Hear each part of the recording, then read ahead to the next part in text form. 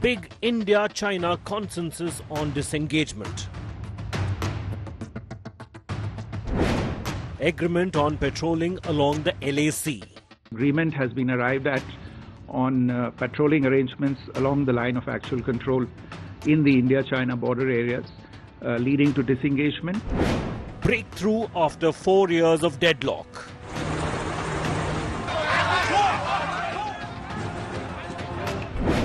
Modi-Xi bilateral at BRICS on cards.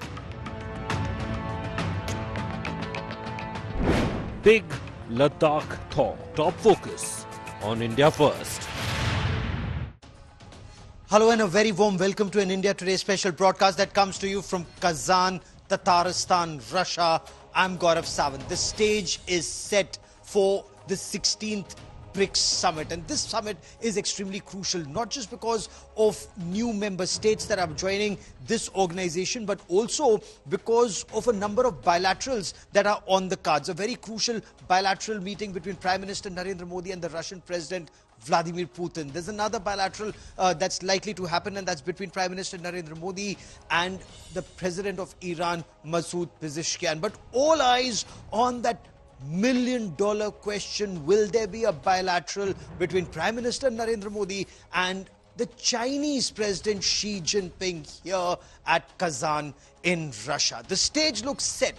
India has just announced complete disengagement from the remaining two friction points, that's Depsang and Demchok in eastern Ladakh. Remember, both Depsang and Demchok are said to be legacy issues where India and China remained in a deadlock once from 2020 and till now, but even earlier these were very serious friction points. But there has been a pullback, there has been disengagement that's been completed.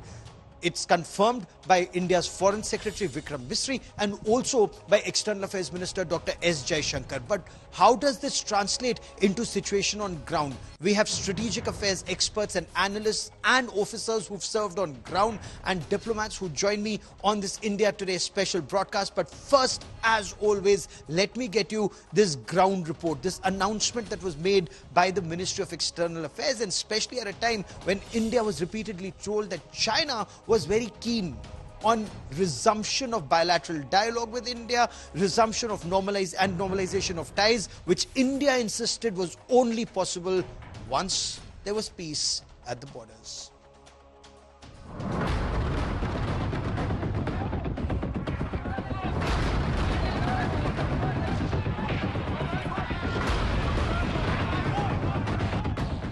Four and a half years after India-China border tensions flared up in eastern Ladakh, after China's massive and provocative deployment along the line of actual control, leading to violent clashes and a war-like situation, there's been a big thaw in the world's biggest military standoff. The Ministry of External Affairs has declared that India has reached an agreement with China for disengagement and for restarting border patrols. Indian and Chinese diplomatic and military negotiators have been in close contact with each other in a variety of forums. And as a result of these discussions, agreement has been arrived at on patrolling arrangements along the line of actual control in the India-China border areas, leading to disengagement and a resolution of the issues. The surprise announcement comes 2 years after India and China managed to disengage and pull troops back from the 2020 friction points, the Galwan Valley, Hot Springs and the Pangong Lake. But the agreement now being referred to alludes to two legacy friction points that date back to the previous government, the mutual blockades in Depsang and Demchok. There were two friction points that existed before the Galwan problem, and these were cases where patrolling was blocked. Can we assume that these two friction points, the problems there, because both sides were blocking the patrolling, those problems have been eliminated? So let me say it again. An agreement has been reached on patrolling arrangements along the line of actual control in the India-China border areas. A resolution on this stubborn issue means the two countries have mutually decided to continue patrolling in the Depsang and Demchok areas, sectors where both sides have blocked patrolling routes of the other. The breakthrough came ahead of Prime Minister Narendra Modi's visit to Russia to attend the BRICS summit on Tuesday. There is, however, still suspense over the possibility of bilateral talks between Modi and Chinese President Xi Jinping. This is a multilateral event, though of course there is always a provision for bilateral meetings on the sidelines. We are currently looking into the overall program of the Prime Minister. There are a number of requests for bilateral meetings. Prime Minister, several bilateral meetings are being considered, and it is work in progress. With Shivani Sharma in Delhi and Gaurav Sawant in Kazan, Russia, Bureau Report, India Today. So let's try and make sense of these developments. We have a military voice on the special broadcast. We also have a diplomatic voice on this broadcast. Joining me on the show is Lieutenant General Sanjay Kulkarni, former Director General of Infantry, someone who served extensively in the 14 Corps or the Fire and Fury Corps of our country in Ladakh, an area that's seen this standoff. And Ambassador Veena Sikri joins me on this broadcast. And General Kulkarni, I want to begin by asking you, when the External Affairs Ministry says that the agreement is in place, disengagement is complete, specifically about Depsang and Demchok, explain that to our viewers, sir. Can India now patrol up to PP 11, 12, 13, 14 or the patrol points there where we were unable to go up to our patrol points and the Chinese were unable to come to their patrol point? Thank you, Gaurav. I think the announcement is what you're talking about, because we were being denied to go to patrol point 6, 7, 8, 9, 10, 11, 12, 13, all other points along the Depsang plains, which were not that they were not seen, but the prevention. Unlike the ones on the 14, 15, 17 alpha, well, the disengagement had taken place earlier, that is along, Hot Plain, Gogra, Galwan, that was not a problem. But yes, if what they are saying so, the taste of pudding lies in eating, if that is permitted, and that, of course, would be a major breakthrough, because that is what we are calling as peace and tranquility. And definitely, this goes beyond the status quo ante May 2020, because it was much earlier this kind of disputes were there. Even from Demchok to be able to go to Chardingla, from along Depsang to ensure the various nalas are being reckied otherwise. Because the Chinese, their perception of G219, because that's where it is the closest, whether it is a Depsang or it is a Chardingla and Demchok. So that is where if the Chinese have accepted, and Chinese should stick to it, because Chinese so far can't be trusted. That is my only contention. If that happens, so it's an excellent breakthrough. I'll come to that in just a moment. I'll come to that in just a moment. I want to, for a moment, General Sahab, for a moment, I want to stay on what the agreement right now means. The fact that whether they can be trusted or not in the future. I'll just come to that aspect in a moment, because we've been stabbed in the back repeatedly by China. But Ambassador Sikri, do you look at this as a new beginning between India and China? What do you make of what the Foreign Secretary and the Foreign Minister said? Well, I think certainly it is a point of hope. I agree with that, especially if the patrolling arrangements are fully resumed, including the difficult points in Depsang Valley and Demchok, as General has just now pointed out. That's crucial.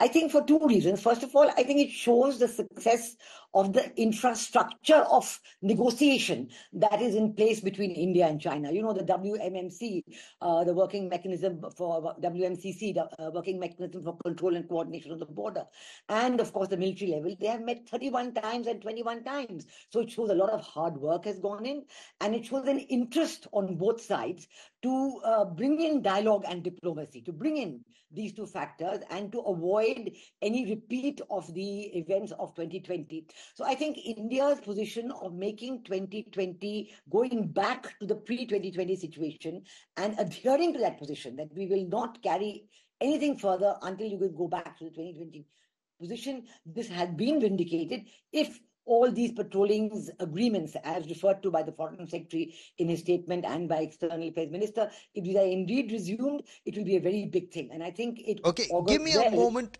as I bring in as I bring into this conversation Nitin Gokhale, one of India's well-respected strategic affairs analysts, somebody who's traveled extensively on ground in eastern Ladakh. Nitin and I have reported from Daulat Beg, Oldie and from Demchok in eastern Ladakh during the standoff and of course even in recent times. But Nitin, I want to understand from you, how is this different, because this is just step one, disengagement. There still needs to be de-escalation and there still needs to be de-induction. But is this, we've seen what happened at PP15, Gogra, Hot Spring, Pengong, North Bank, South Bank. Is this different, Depsang and Demchok? These were legacy issues and yet disengagement is happening. What does this indicate and how does this translate into action on ground, Nitin? Well, I'm sitting in Kazan, so there is this disclaimer I must give. Like you, I'm in Kazan. And so whatever I could pick up during my travel, day-long travel from Delhi to Moscow and then Moscow to Kazan is something that I'm going to share. And it may not be complete, but to my understanding, being on the ground as well as having looked at the whole issue very closely, my understanding is that Demchok and Depsang were the big asks that India had.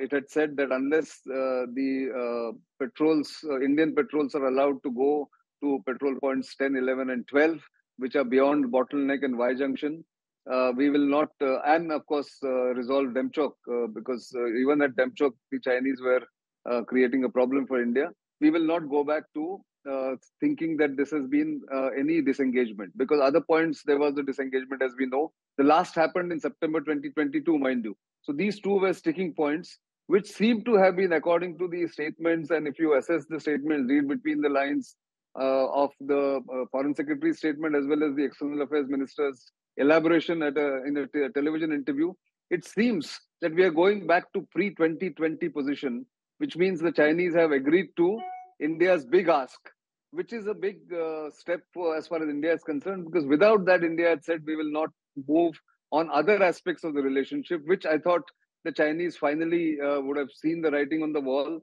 and have agreed to it. Now, here on, what are the next steps? We still don't know. It's all speculation. There are speculations about coordinated patrols, pre-information before the patrols go out to each other, also limited size of patrols. All these points are being talked about. We will wait for a likely Prime Minister Modi, President Xi Jinping meeting in Kazan as a bilateral or a pull aside, which will put a stamp on the initial breakthrough, perhaps, as seen on Monday, that is today. And then whether here on, then it translates into the dialogue between special representatives being resumed, probably other CBMs being put in place. We will see. But at the moment, it's a good first step in resolving the standoff which began in May 2020. It's a very significant, very crucial first step that India did not bend, India did not buckle. There were those who said that India will fold, India cannot sustain an army of 50,000 troops indefinitely.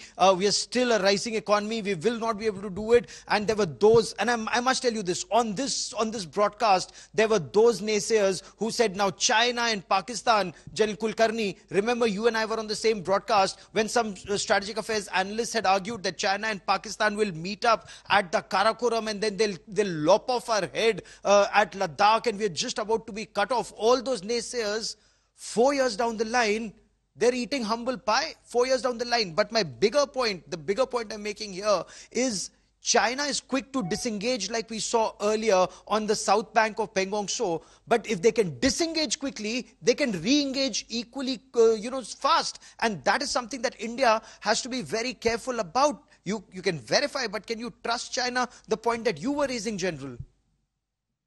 Absolutely right. You see, the kind of infrastructure that Chinese have, the kind of material that the Chinese have gathered all around, and all of it, keeping that in mind, they can get back to the positions within few hours. So that is something that we have to be careful and cautious about, and therefore vigilant. 24/7, 365. Friendship, definitely yes. It's a huge, big step, because if there is no tension, I know it for myself, it's so much better and easier to patrol. Even when you meet them, you can exchange and have a cup of tea together, a glass of water together and carry on. But to involve yourself in fist fights and not to be permitted, I think it is that situation will not come up. And that is itself in a very big thing. And I think if that does not happen, then the peace and tranquility is what we refer to a time and again.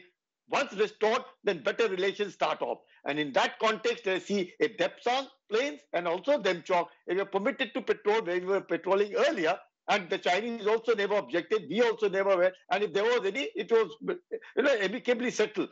That must happen. And similarly in Pengang, so also, well, earlier we could go up to patrol, figure 8, and they would come up to say finger 4. If that is also allowed, that will be wonderful. But leaving aside that, even if we focus right now on Depsang and Demchok, and if if you're allowed to do the patrol point 10, 11, 12, 13, I think that's so much better. And similarly in Demchok, if you're allowed to go to say Chadingla, nothing like it. And that is what I think would ensure peace and tranquility, good relations with China, and overall definitely a win-win situation for India and China. Yeah. Sure.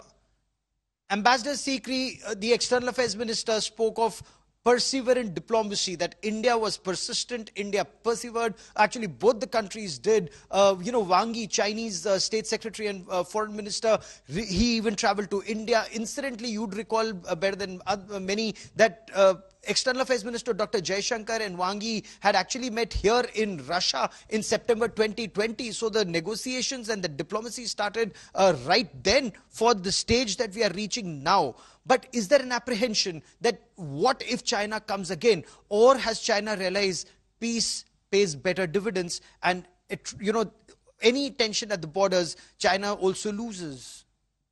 Well, I think that there's no doubt that the high level of engagement on each side of the border in eastern Ladakh, that will continue for some time. I don't think that India is going to let up its guard so easily after having very painstakingly built up its defenses in the area and proven, beyond all doubt that India has the ability to defend its border and it's going to continue to defend its border and will not allow China to maintain its upper hand. I think that's been a big success. And I think you can see that success from the difference in the way in which everybody in India is covering this engagement in a very positive manner, looking at it as the result of 4 years of hard work. And on the China side, there's hardly any coverage at all. In fact, till the afternoon, I believe even the Global Times had not even mentioned a word about it. So I think from China's side, one has to look for other reasons. Why have they agreed to it? Of course, the persevering diplomacy is a very big factor. India did not blink. India did not step back. It was a very big factor. But from the Chinese side, maybe it's the economic factor which is there because their economy is on the downslide and they're worried about that. It's the very factor that their troops don't want to keep engaged at that, those high, they have a conscript army, they don't have a regular army at the soldiers level. So they don't want to be there. They're finding it difficult to find soldiers to be there at these cruel heights. So there are many factors from the Chinese side that we have to look at as to why they blinked. But certainly the weakening of their overall global position would be one of them. All in all, we will maintain our guard. We will not let up our guard. But we have shown that we can do it. And this is a great positive factor for India in the negotiations that lie ahead, because this is, after all, only a resumption of patrolling agreement. And there's a lot of long negotiating route ahead to sort out all the other issues on the border with China, even as our trade relations keep growing with them. So there are pluses and minuses on both sides. And I'm sure this shows this is just step one. Hold its own against China. Yeah.